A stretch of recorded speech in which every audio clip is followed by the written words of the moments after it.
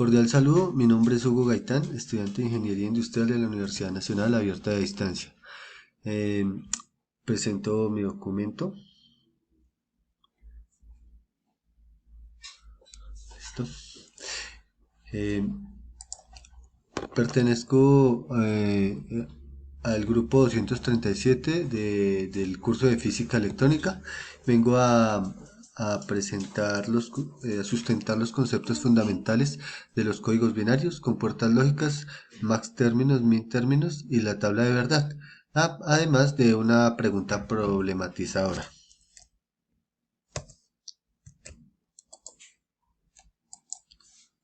Bueno, el código binario. El código binario permite entender y diseñar sistemas electrónicos digitales. Su sistema de numeración es de vital importancia para la electrónica. También existen distintas configuraciones como BDC, ASCII, etc. Los códigos binarios son un arreglo de dos caracteres, 1 y 0. Entonces, con solo estos dos dígitos se pueden representar a todo el conjunto de números. Pero entonces, en sí, ¿qué es un código binario? Un código binario y su sistema de numeración tienen dos características: la posición y el valor que se le asigna a esa posición. Por ejemplo, cuando aprendimos los números decimales, que habían unidades, decenas, centenas y unidades de mil. Entonces, de la misma forma, los códigos binarios, o también llamados sistemas de numeración binario, presentan un arreglo similar. Por ejemplo, las posiciones se generan de derecha a izquierda, comenzando por el cero. Cada posición representa el exponente de una base 2 y por ejemplo tomé el siguiente número binario, 1111. Entonces al realizar la operación me da estos resultados, que sumando cada uno de ellos me da como valor 15, lo que quiere decir que el 15 en número binario es el 1111. Compuertas lógicas. Son circuitos electrónicos conformados internamente por transistores que se encuentran con arreglos especiales con los que se otorgan señales de voltaje como resultado o una salida de forma booleana. Están obtenidos por operaciones lógicas binarias como la suma, la multiplicación, y también niegan, afirman, incluyen o excluyen según sus propiedades lógicas. Estas compuertas se pueden aplicar en otras áreas de la ciencia como mecánica, hidráulica o neumática. Mm, Entonces, a continuación vamos a analizar las diferentes operaciones lógicas una por una, comenzando por la más simple, como la compuerta AND. Esta compuerta, representada por una multiplicación en el álgebra de Boole, indica que es necesario que todas sus entradas se tengan en un estado binario 1. Eh, En caso contrario de que falte alguna de sus entradas con este estado, o que no tenga siquiera una accionada, la salida no podrá cambiar de estado y permanecer en cero. Esta puede ser simbolizada por dos o más interruptores en serie, es- y, y de los cuales todos deben ser activos como para que ésta permita el flujo de la corriente. También tenemos la compuerta OR. La compuerta OR en álgebra de Boole, esta es una suma. Esta compuerta permite que con cualquiera de sus entradas que esté en estado binario 1, su salida pasará a un estado 1 también. No es necesario que todas sus entradas estén accionadas para conseguir un estado 1 a la salida, pero tampoco causan algún inconveniente para lograr un estado 0 a la salida. Todas sus entradas deben estar en el mismo valor de 0. Se puede interpretar como dos interruptores en paralelo, que sin importar cuál se accione será posible el paso de la corriente. Está la compuerta NOT, que en este caso la compuerta solo tiene una entrada y una salida, y esta actúa como un inversor para esta situación en la que entrada se coloca un 1 y en la salida se otorgará un 0. Y en caso contrario, esta recibirá un 0 y mostrará un 1. Se debe ¿qué? Sí, por lo cual lo que llegue a su entrada será inverso en su salida. También tenemos la compuerta NAND, que también es denominada una AND negada. Eh, Esta compuerta trabaja al contrario de la NAND, de la AND, perdón. Y la compuerta NOR, y así como lo vimos aquí en la NAND, también la compuerta OR tiene su inversa, o sea, trabaja al contrario de una compuerta OR. Tenemos la compuerta XOR, que también es llamada OR exclusiva y esta actúa como una suma binaria de un dígito cada uno y el resultado de la suma sería la salida.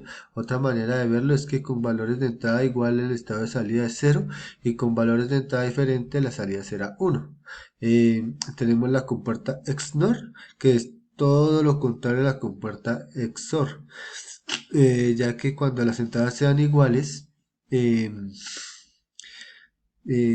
sean iguales, se presenta una salida en estado 1 y si son diferentes la salida será un 0. Y tenemos la compuerta if, que esta compuerta no es muy utilizada.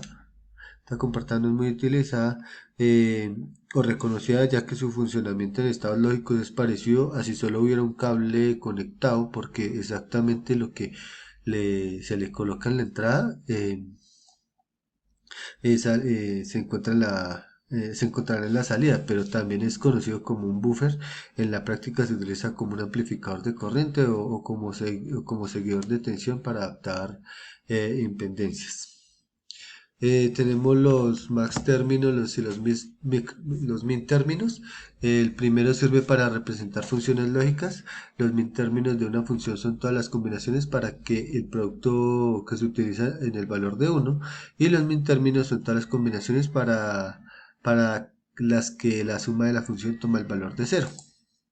Las tablas de verdad es una estrategia de la lógica simple que permite establecer la validez de varias propuestas en cuanto a cualquier situación, es decir, determinar las condiciones necesarias para que sea verdadero un enunciado propuesto, permitiendo clasificarlos en tautológicos, contradictorias o contingentes.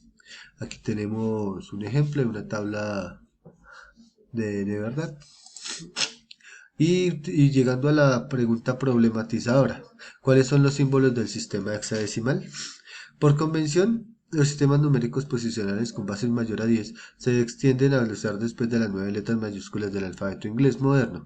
Por ende, el hexadecimal usamos las cifras usuales del 0 a 9 seguidos por la A, B, C, D, E, F. Por ejemplo, en un sistema decimal,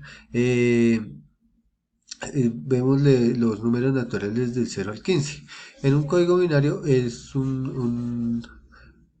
la organización entre ceros y unos del 0 al 15 también, pero solo ceros y unos.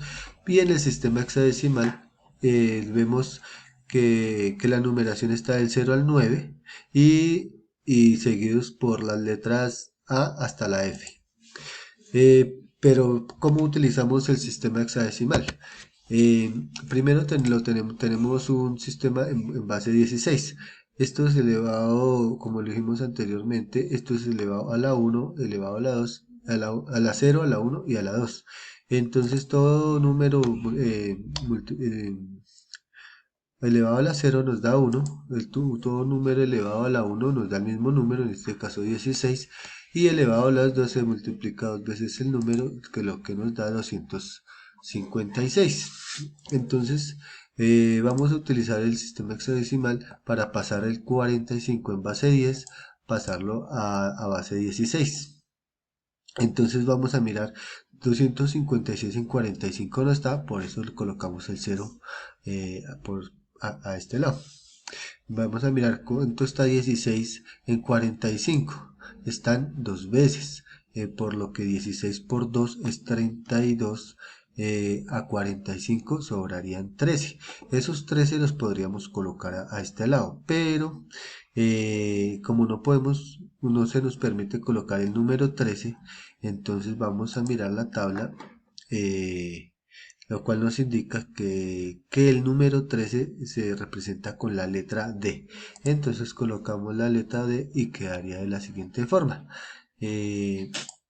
que el 16, para comprobarlo, miraríamos entonces 16 por 2 es igual a 32, D es igual a 13, sumando estos dos números nos daría 45, lo que eh, pusimos inicialmente. Entonces, en conclusión, el 45 en el sistema hexadecimal se traduce en el número 2D. Hasta aquí el video, muchas gracias.